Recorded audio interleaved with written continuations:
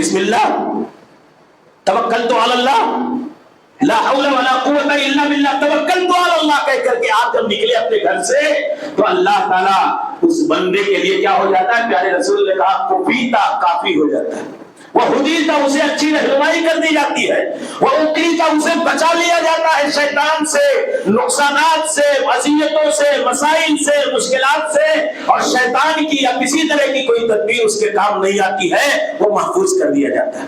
شیطان بھاگ جاتا ہے، شیطان دوسرے شیطان سے کہتا ہے کہ بھیا اب تو کام ہونے والا نہیں ہے، ہاں اس کے لیے اس کا اللہ کافی ہو گیا، اس کی رہنمائی صحیح کرنے والا راستے میں گھر کے باہر اس کا اللہ ہے، اور اسے اللہ اپنے حفظ و امان میں رکھنے والا ہے، اب میری کوئی تدبیر اس کے کام آنے والی نہیں ہے۔ کیا پڑھتے ہیں؟ توکلت علی اللہ، اللہ میں تیرے بھروسے نکلا۔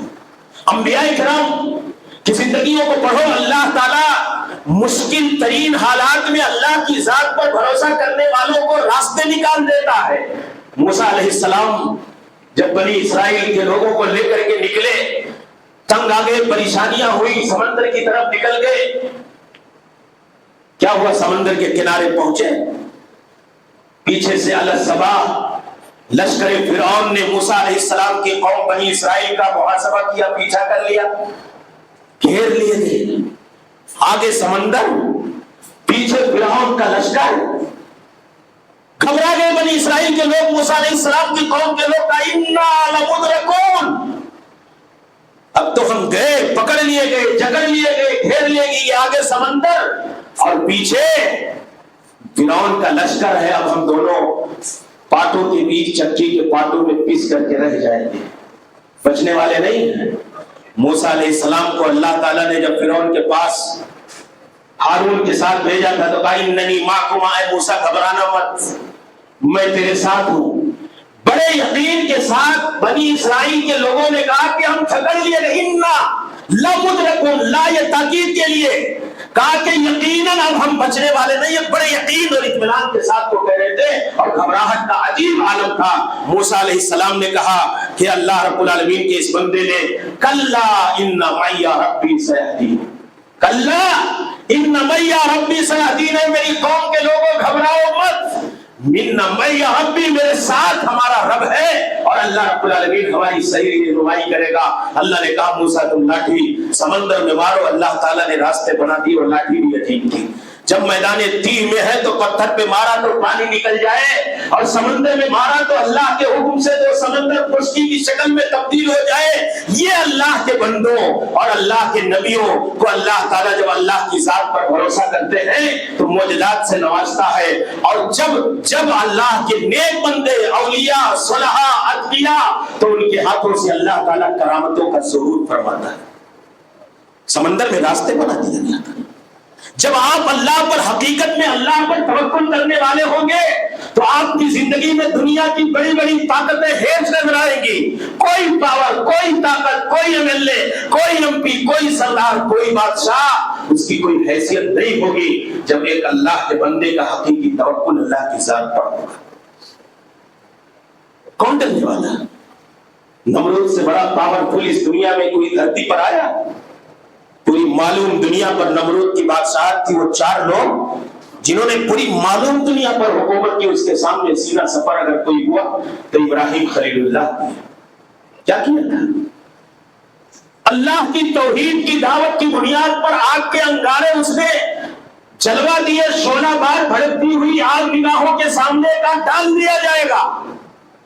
اللہ کا یہ بندہ آگ میں کس بھروسے پر پہنچا ہے؟ کس کے بھروسے پر؟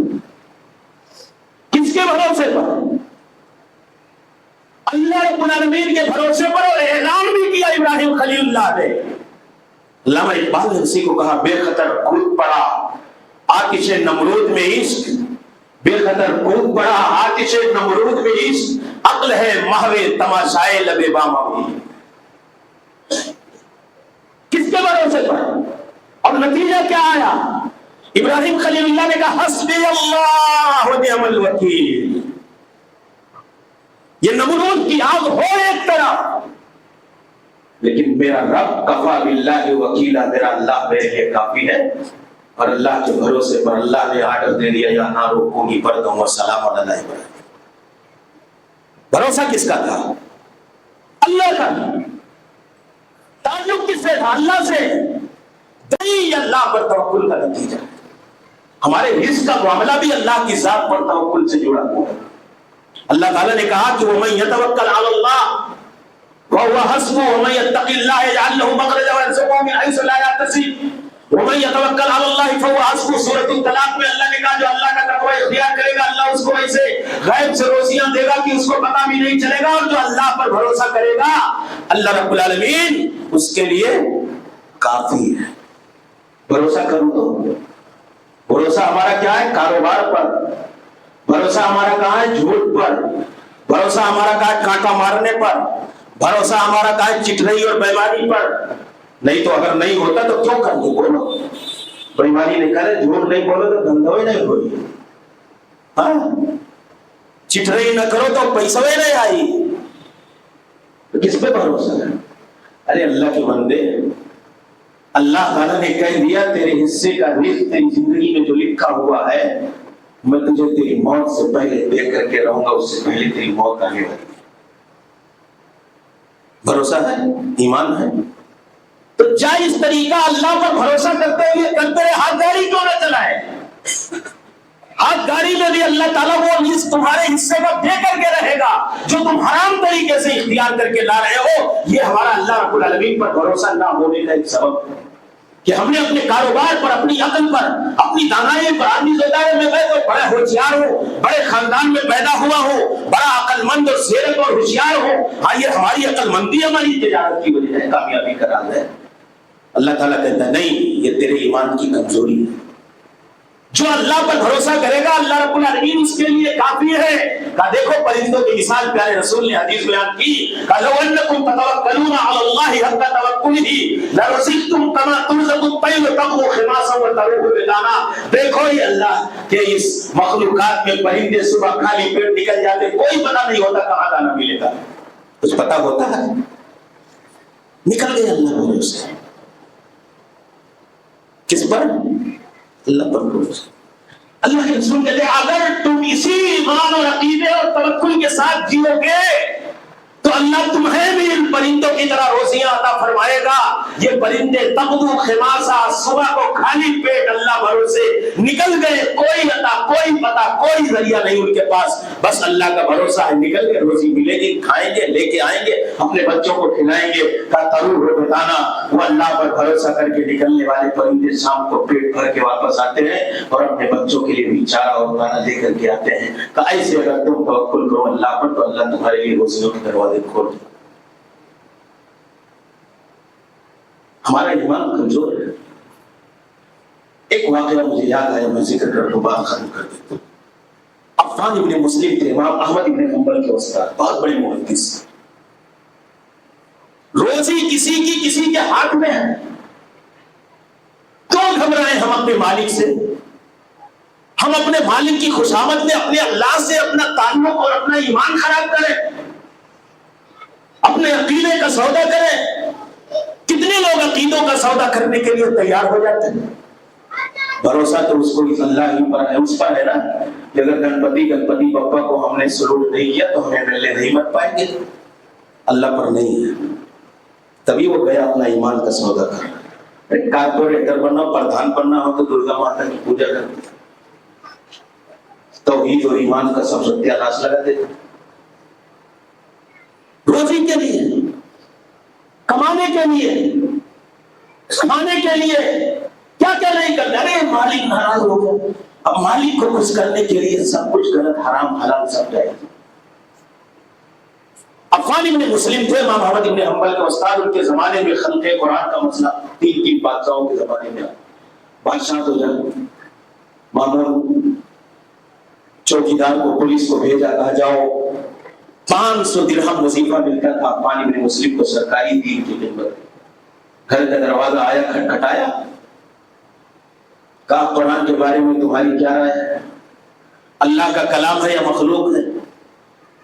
قل هو اللہ احد اللہ الصمد پڑھا اور کہیں اللہ رب العالمین نے نازل کیا، یعنی یہ قرآن کریم اللہ کا کلام ہے. کہا دیکھو بادشاہ کا روکا آیا ہے، اگر تم اللہ کا کلام مانو گے تو تمہارا وظیفہ بند، اگر مخلوق مانو گے تو تمہارا وظیفہ جاری۔ یہ عقیدے کی بات ہے کہ بھیا میں تو اللہ کا کلام ہی ماننے والا۔ کتنے بچے تھے؟ 40 لوگوں کے ذمہ دار تھے، تو دین میں گھبرا جاتے ہیں۔ علی ابن بکار کہتے ہیں کچھ لوگ فیملی پلاننگ بھی اسی لیے کرتے ہیں، اللہ پر بھروسہ نہیں ہے، زیادہ بچے ہو جائیں گے تو کیا ہو جائے گا، پالوں گا کیسے، شادی کیسے کروں گا، بیاہ کیسے کروں گا، ہے نہیں، اللہ پر بھروسہ نہیں۔ اپنا تم کرتے ہو کیا، روزی تم چلاتے ہو، ہم چلاتے ہیں کیا؟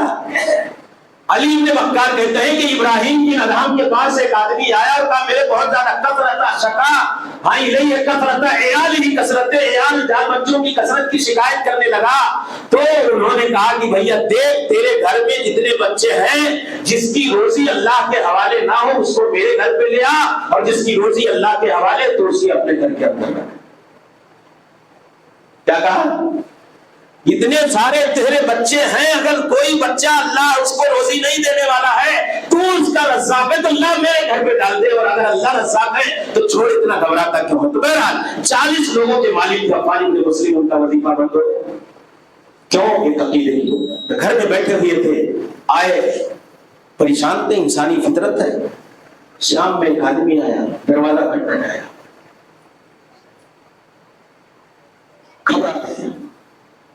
ابھی تو وظیفہ بند ہوا، کہیں ہماری گرفتاری کا وارنٹ تو لے کر کے نہیں آ گیا پولیس محکمہ کا کوئی آدمی؟ دروازہ کھولا تو ایک آدمی صیاد، تیل کا کاروبار کرنے والا، عطر فروش معمولی آدمی، کتنا بڑا کاروبار رہا ہو، آیا کافان سنا ہم نے حکومت وقت نے آپ کا وظیفہ بند کر دیا تھا۔ ہاں آپ گھبرائیں مت، حکومت وقت آپ کو 500 درہم ماہانہ وظیفے کے طور پہ دیا کرتی تھی، اب یہ لیجیے 1000 روپے کا لفافہ، اور ہر مہینہ میری طرف سے آپ کو یہ 1000 ماہانہ درہم دیا جائے گا۔ عفان ابن مسلم نے کہا فی السماء رزقکم وما توعدون، وفی السماء رزقکم وما توعدون، انسانوں کے رزق کا معاملہ آسمان میں لکھا ہوا ہے، کسی انسان کے اختیار اور قدرت میں نہیں ہے کہ وہ کسی روزی روٹی کا فیصلہ کرے۔ یہ تو ہوا کہا جو اللہ پر بھروسہ کرے اللہ اس کے لیے کافی ہے۔ ایک بندے کو اللہ نے بھیج دیا، کوئی آدمی نہیں بھیجا اس کو، ہم کیوں ڈرے کسی انسان سے؟ کیوں عقیدہ و ایمان کا سودا کریں؟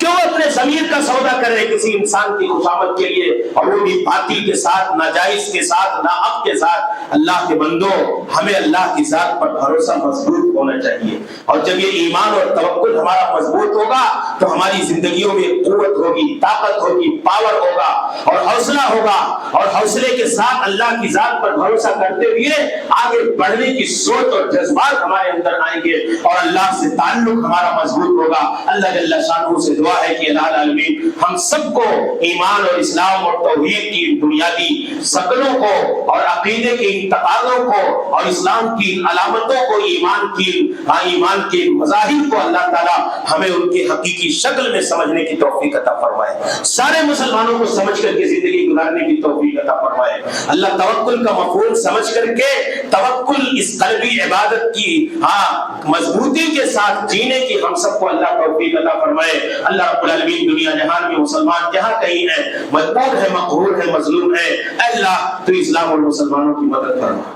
اللہ اسلام اور مسلمانوں کو عزت و غلبہ اور سرخروئی کے ساتھ رہنے اور جینے کی توفیق عطا فرما۔ اللہ خاص طور سے اپنے وطن عزیز کے اندر دین اور اسلام کی شریعت کی آزادی کے ساتھ، اس کی دعوت کی آزادی کے ساتھ اور اس پر عمل کی آزادی کے ساتھ سارے اہل اسلام کو جینے اور رہنے کی توفیق عطا فرما۔ اللہ رب العالمین ہم میں جو پریشان ہیں ان کی پریشانیوں کو دور فرما، جو بیمار ہیں انہیں شفا عطا فرما۔ اللہ رب العالمین ہمیں بخش دے، ہمارے والدین کو بخش دے، اور تمام اہل ایمان کو بخش دے۔ یا اللہ خاتمہ ہو تو اسلام پر ہو، موت آئے تو توحید، ایمان اور اسلام پر آئے۔ آمین وآخر دعوانا الحمدللہ رب العالمین۔ استغفر اللہ لی ولکم ولسائر المسلمین۔